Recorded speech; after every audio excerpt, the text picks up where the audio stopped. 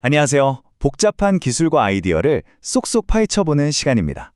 오늘은 말이죠. 우리 도시의 모습을 완전히 뒤바꿀 수도 있는 어쩌면 가장 큰 문제 하나를 해결할 기술에 대해 이야기해 보려고 합니다. 자, 도시에서 가장 아깝게 낭비되는 자산이 뭘까요? 시간? 아니면 에너지?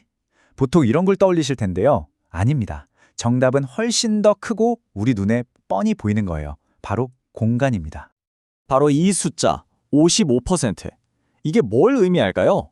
이게 바로 우리가 매일 보는 일반적인 주차장에서 실제로 차를 대는 공간이 아니라 그냥 버려지는 공간의 비율입니다.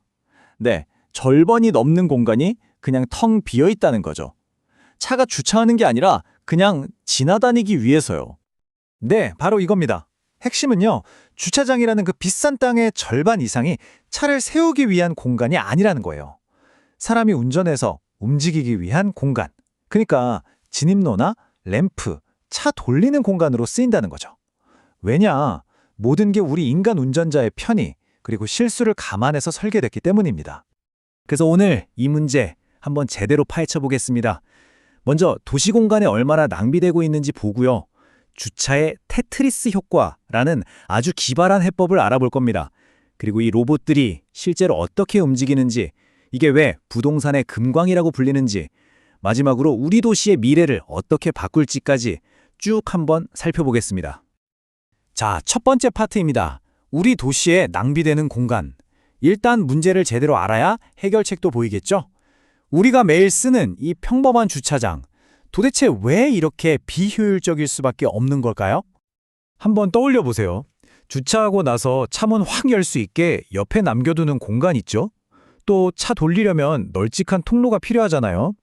층과 층을 연결하는 거대한 램프는 어떻고요? 이 모든 게 사실 인간의 편의와 실수를 대비한 일종의 여유 공간인 셈입니다. 그리고 바로 이 쓸데없는 여유 공간이 어마어마한 건설비와 땅 낭비의 진짜 원인인 거죠. 그렇다면 말이죠. 이 모든 문제의 원인, 바로 인간 운전자를 이 시스템에서 그냥 싹 빼버리면 어떻게 될까요? 와, 바로 여기서부터 완전히 새로운 개념이 등장합니다. 공간 효율의 패러다임을 바꾸는 아이디어, 바로 주차의 테트리스 효과라는 겁니다. 네, 테트리스 효과. 이름만 들어도 감이 오시죠? 우리가 아는 그 게임, 테트리스처럼 로봇이 자동차를 빈틈없이 착착 쌓아 올리는 거예요. 인간이 드나들 공간 따위는 아예 필요가 없어지는 거죠. 자, 이 표를 보시면 그 차이가 정말 극명하게 드러납니다. 똑같은 면적에 기존 방식으로는 차를 100대 댈 수 있었다면 이 AMR 로봇 시스템으로는 무려 145대를 주차할 수 있어요. 45%나 용량이 늘어나는 겁니다. 그동안 버려졌던 공간이 전부 알짜 주차 공간으로 바뀌는 마법이죠. 아니, 차를 무슨 테트리스 블럭처럼 쌓는다니, 이거 거의 마법 아닌가요? 자, 그럼 이 마법 같은 일이 어떻게 가능한 건지 그 뒤에 숨어있는 핵심 기술들을 한번 뜯어보겠습니다. 핵심 기술은 크게 세 가지로 볼 수 있어요. 첫째, 로봇이 레이저랑 센서로 주차장 지도를 실시간으로 그리면서 혼자 돌아다니는 자율항법 기술. 이걸 슬램이라고 부르고요. 둘째, 9에서 11cm밖에 안 되는 납작한 로봇이 차 밑으로 쏙 들어가서 차체에 흠집 하나 없이 타이어만 살짝 들어올리는 리프팅 기술. 마지막으로 이 수십 대의 로봇들을 마치 항공 관제탑처럼 통제하고 최적의 경로를 찾아주는 중앙관제 소프트웨어. 이 세 가지가 삼위일체로 움직이는 겁니다. 그럼 이걸 이용하는 사람은 어떨까요? 경험은 진짜 놀라울 정도로 간단해요. 입구에 있는 지정된 공간에 차를 그냥 세워두고 내리면 끝입니다. 나중에 차가 필요할 땐 스마트폰 앱으로 미리 호출만 하면 되고요. 도착하면 차가 딱 대기하고 있는 거죠. 사람한테 맡기는 발렛보다 훨씬 빠르고 정확한 완전 자동 로봇 발렛인 셈입니다. 자, 그런데 이 기술이 그냥 주차 대수를 좀 늘렸다 해서 끝나면 재미없죠. 진짜 게임 체인저는 따로 있습니다. 바로 이게 어마어마한 가치를 가진 부동산의 금광을 찾아내는 열쇠가 된다는 점이에요. 이 그래프 한번 보세요. 이게 그 경제적 가치를 아주 명확하게 보여줍니다.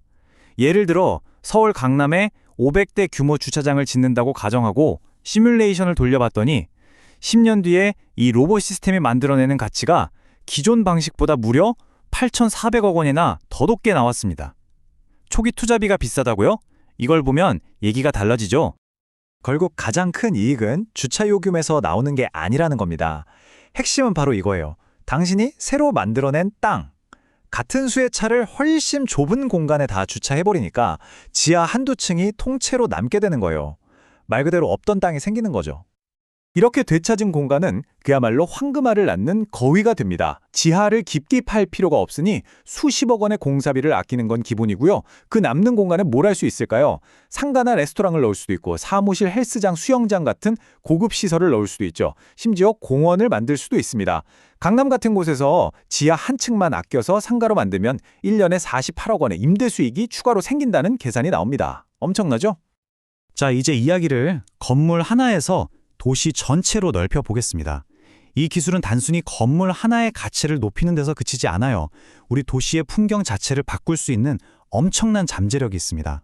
흉물스러운 주차장이 사라지고 그 자리에 공원이 들어서는 것, 상상만 해도 멋지지 않나요? 사회적으로도 좋은 점이 정말 많습니다. 주차 자리 찾으려고 뺑뺑 도는 차들이 없으니 교통 흐름이 좋아지겠죠. 쓸모없던 지상 주차장 부지는 시민들을 위한 공원이나 광장으로 바뀔 수 있고요. 또 전기차 충전 문제도 해결할 수 있습니다. 충전기 몇 대만 설치해두면 로봇이 알아서 차들을 순서대로 가져와서 충전시키고 제자리에 돌려놓는 아주 효율적인 충전 허브가 만들어지는 거죠.